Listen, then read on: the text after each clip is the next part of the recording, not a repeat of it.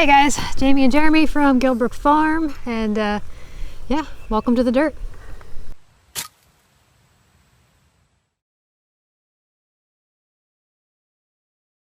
Today we're going to give you a little bit of an update of stuff that's been going on around here. It's not all roses. Yeah, life's full of ups, downs, trials, tribulations. You guys have been through it with us from the beginning, at least, of our homesteading journey anyway. And well, the last couple of weeks you guys noticed we haven't been putting out videos, and well, there's just there's a lot going on and there's nothing going on all at the same time. So we're just figured we'd give you guys an update and let you know kind of what's going on. So you want to start? Well, last video I put out was finishing up the well house. Since then I've been having a very, very difficult time finding builders. I can't find a builder to build us our house. Custom builders.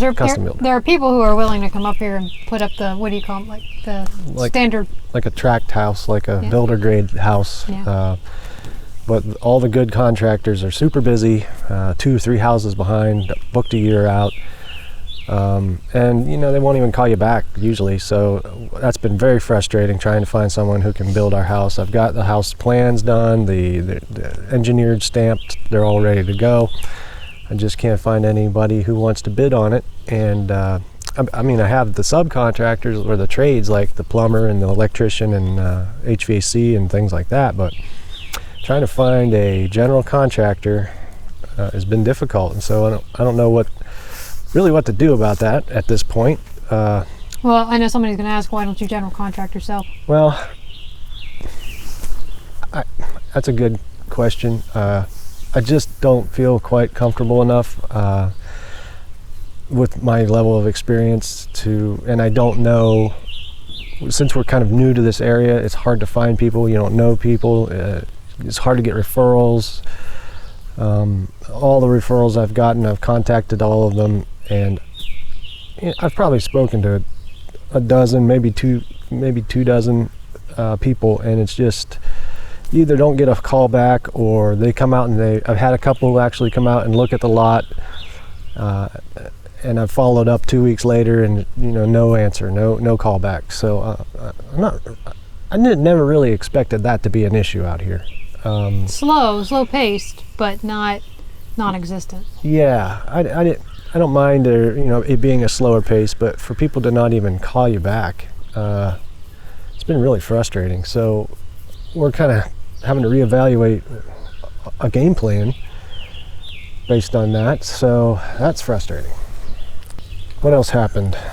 Let's talk about chickens. Yeah, let's talk about chickens. So a couple days ago, Jeremy and I were just taking a walk just up the road, and by the time we got back, our chickens were gone, or a lot of them anyway. Well, one of the big problems of living in a remote area like this, especially a dirt road on a hill, but it's kind of close enough for people to still drive and access it, is that a lot of people like to dispose of their problematic animals. Dogs around here. And when you do something like that, especially in an area where it's still populated, there's still people living up here, those dogs become feral.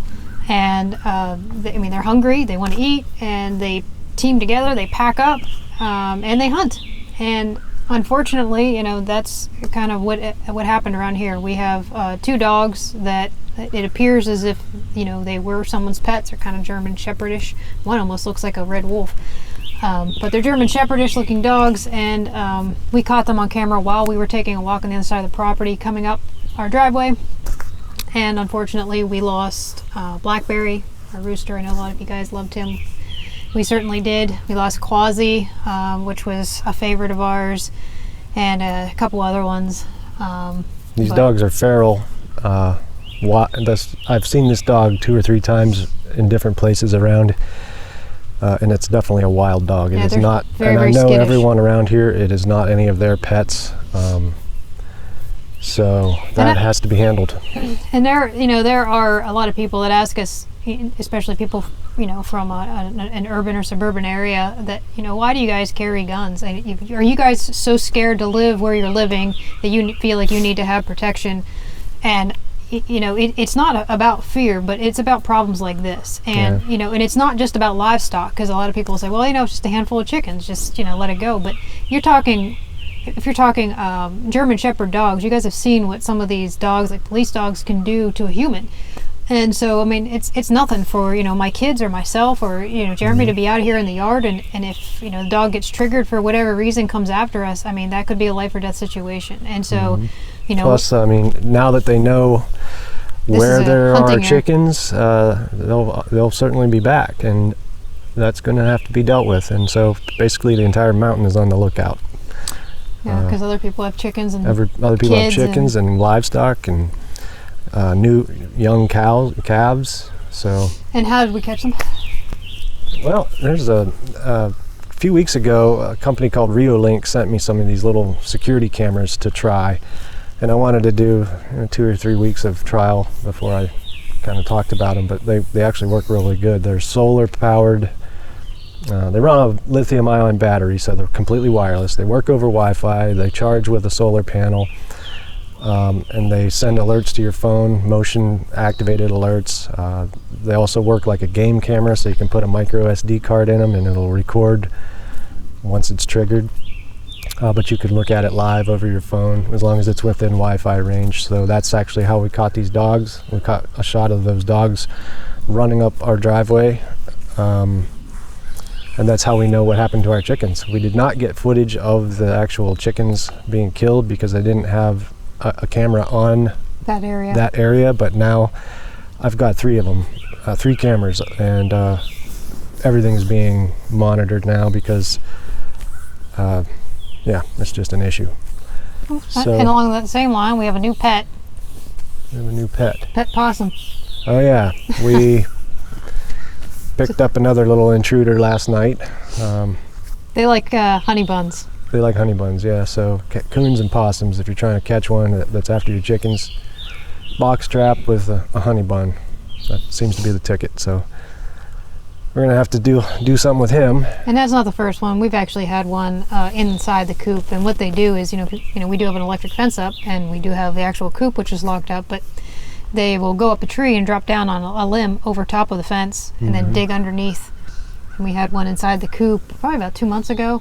Yeah. Yeah, it was a big one. It was about 10 pounds. I don't know, it was huge. It was huge. We just heard the chickens freaking out at about 1 in the morning. Yeah. We came out here and had to deal with that guy. But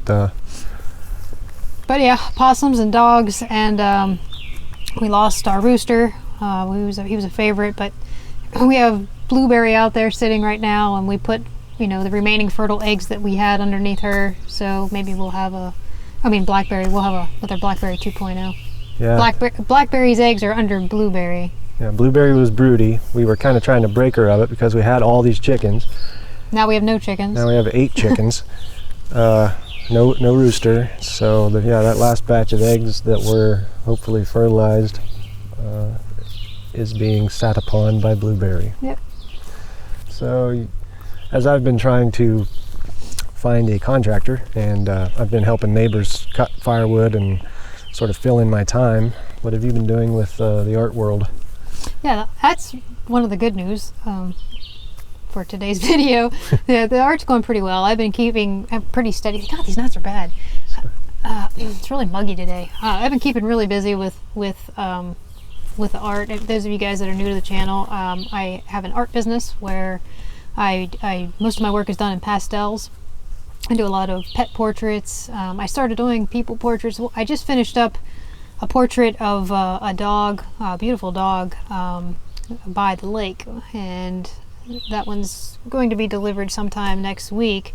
And prior to that, I had done about 27 small miniature ones, and you guys, I usually post these all on my Instagram channels. You can go check that out. And actually, I did a human portrait of Jeremy. If you guys started doing portraits of people as opposed to a dog portrait of Jeremy, that would be done. Yeah. A human portrait. Yeah, if you guys want to see Jeremy's portrait that I drew of him, that's on my Instagram, Guildbrook Art, at Guildbrook Art. You can check that out. But that's going pretty well. Yeah, and other than that, we haven't had really much content because we don't have anything going on with the build. Death and destruction. Yeah, it's just sad stuff that I don't really want to make a video about, but I figured we should update you guys on what's going on. I may have a couple little projects coming up. I got an old water heater out of a neighbor's house that hers went bad, so we replaced it for her, and I'm going to try and see if it's salvageable, maybe converting it to a solar water heater. So I'll do a video on that if we decide to move forward with that. But other than that, we're coming up with plan B, C, and D right now. Yeah, we're kind of dropping back and trying to figure out a new strategy here. Things just don't seem to be lining up too well for us this past month or so. And you know, when things tend to work out, like when we set our sights on a goal and they're kind of the right path for us, things tend to line up. Yeah. And when it's not the right path, we tend to see a lot of red flags. We're seeing a lot of red flags here with the particular path that we're going with a custom home that we designed, and so we might have to come up with an alternative to that. And so we'll keep you posted, and as soon as we figure out what that other path is. Yep. It's a short and sweet video today, but that's what we're doing. All right, we'll catch you in the next one, so stay tuned, guys. We'll take you along on our journey as things unfold and keep you apprised. Yep, thanks for watching.